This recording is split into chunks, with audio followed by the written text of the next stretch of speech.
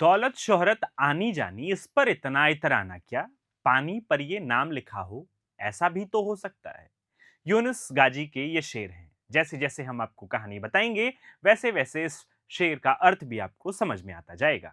9 फरवरी 2026 दिन सोमवार, कानपुर में वीआईपी रोड पर सुबह करीब 9 बजे के आसपास तंबाकू कारोबारी के रईसजादे ने अपनी लैम्बोर्गिनी कार से फर्राटे भरते समय ऑटो बुलेट में टक्कर मार दी। कार की चपेट में आने से वाहन सवारों समेत 4 लोग घायल हो गए। मामले में वीआईपी पुलिसिया कार्रवाई हुई, सियासी बयानबाजी हुई और आरोपी को बचाने की कोशिश हुई। आखिरकार आज 3 दिन बाद आरोपी की गिरफ्तारी हो चुकी है। नमस्ते, मैं हूं निशांत। जस्टिस हरी, जस्टिस वरी, कानून विदों के बीच ये फ्रेज चर्चा में रहता है, लेकिन इसके साथ ही चर्चा में रहता है जस्टिस डिलेड, जस्टिस डिनाइड। हरी, वरी, डिलेड, डिनाइड के बीच हमारी एग्जीक्यूटिव बॉडी यानी कार्यपालिका और जुडिशियरी यानी न्यायपालिका न्याय पर पहुंच ही जाती है। एक बात क्लियर कर दे, ये हमारी न्याय की परिभाषा नहीं है।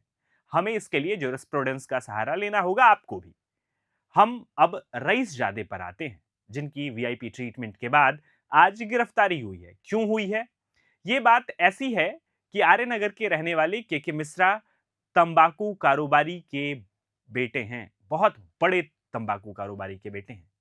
उन्होंने सोमवार की सुबह अपनी लैम्बोर्गिनी कार से ग्रीन पार्क की ओर जा रहे थे। अचानक रिंग वाले चौराहे के पास कार बेकाबू हुई। सड़क किनारे खड़ी ऑटो में टक्कर मारने के बाद फुटपाथ पर चढ़ गई। फुटपाथ पर खड़े होकर दोस्त का इंतजार कर रहे चमनगंज के रहने वाले तौफीक अहमद के पैर में चोट आई। वहीं बुलेट सवार खलाली लाइन के रहने वाले विशाल त्रिपाठी और सोनू त्रिपाठी भी जख्मी हो गए।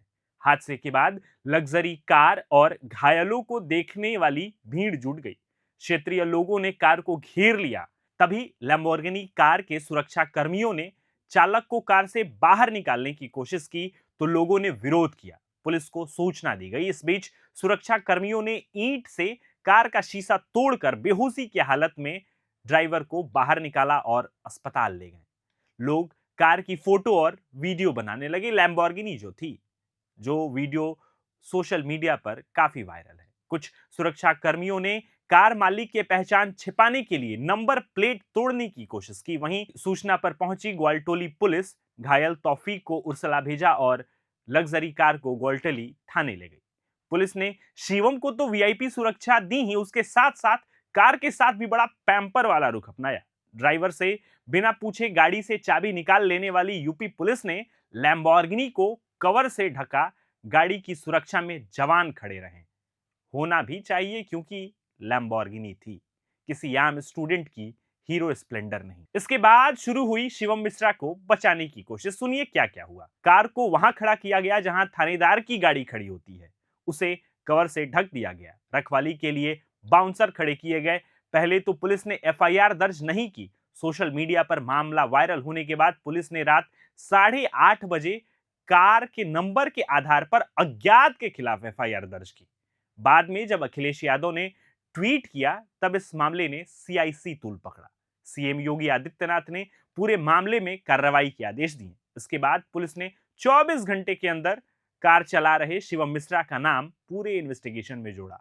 अब जाके शिवम मिश्रा इस पूरे केस में आए हैं। 10 फरवरी को कानपुर पुलिस कमिश्नर रघुबीर लाल सामने आए। उन्होंने कहा, जांच में सामने आ रहे हैं शिवम मिश्रा ही गाड़ी चला रहे थे, इसलिए एफआईआर में उनका नाम जोड़ा गया है। अगले दिन कारोबारी पिता के मिश्रा ग्वालटोली थाने पहुंचे। उन्होंने दावा किया कि हादसे के वक्त मेरा बेटा शिवम नहीं, बल्कि ड्राइवर लैम्बोर्गिनी चला रहा था।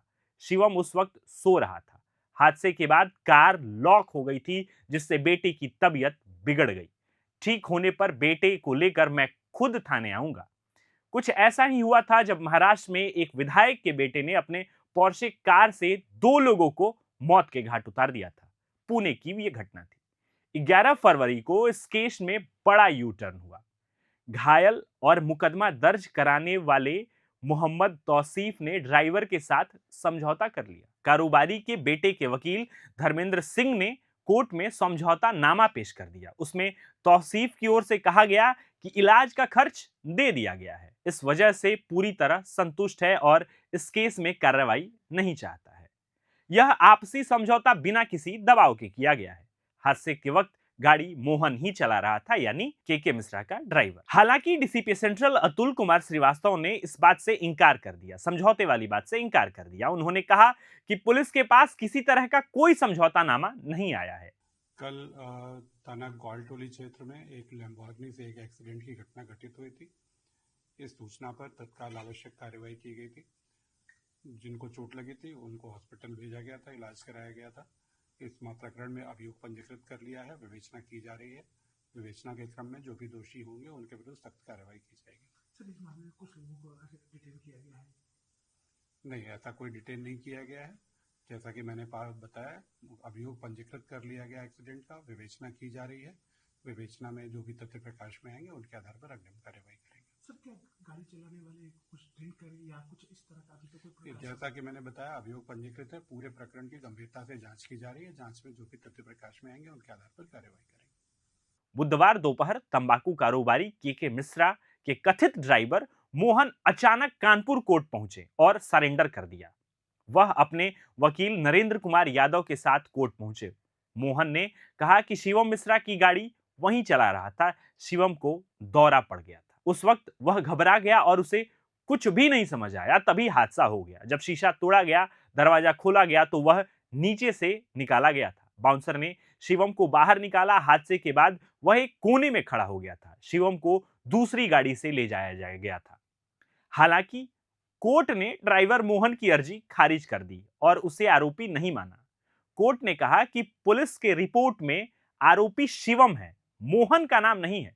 जब मोहन से पूछा गया कि इस कार में यानी कि लैम्बोर्गिनी में कितने गियर होते हैं तो उसने बताया कि 9 गियर होते हैं, जबकि एक्सपर्ट्स से बात करने पर सामने आया कि इस कार में 7 गियर होते हैं और एक बैक गियर होता है, यानी कुल 8 गियर। इससे साफ हो गया कि मोहन यानी कि उनका तथाकथित ड्राइवर झूठ बोल रहा है। तो इस तरह लैम्बोर्गिनी से 6 लोगों को टक्कर मारने वाले अरबपति कारोबारी के इकलौते बेटे आखिरकार गिरफ्तार हो गए। तंबाकू कारोबारी के मिश्रा ने अपने बेटे को बचाने की तमाम कोशिश की, लेकिन नाकाम रहे। पहले घटनास्थल से बेटे को हटवाया, फिर कहा कि मेरा बेटा गाड़ी नहीं चला रहा था। पुलिस को मैनेज करने की कोशिश की गई, लेकिन मामला सीएम योगी आदित्यनाथ तक पहुंच गया। जब यह पैंतरा एक्सपोज हो गया तो पुलिस कमिश्नर को ही झूठा करार दे दिया गया। फिर अचानक मंगलवार को कोर्ट में नकली ड्राइवर को सरेंडर करवा दिया गया। हालांकि कोर्ट ने ड्राइवर मोहन की अर्जी खारिज कर दी और उसे आरोपी नहीं माना। इस पूरे मामले में बशीर बद्र की 2 लाइनें याद आती हैं। शोहरत की बुलंदी भी पल भर का तमाशा है, जिस टाल पे बैठे हैं वो भी तो टूट सकता है। इस खबर पर आप क्या सोचते हैं, कमेंट बॉक्स में जरूर बताएं। प्रभात खबर .com, विश्वास वही, रफ्तार नहीं।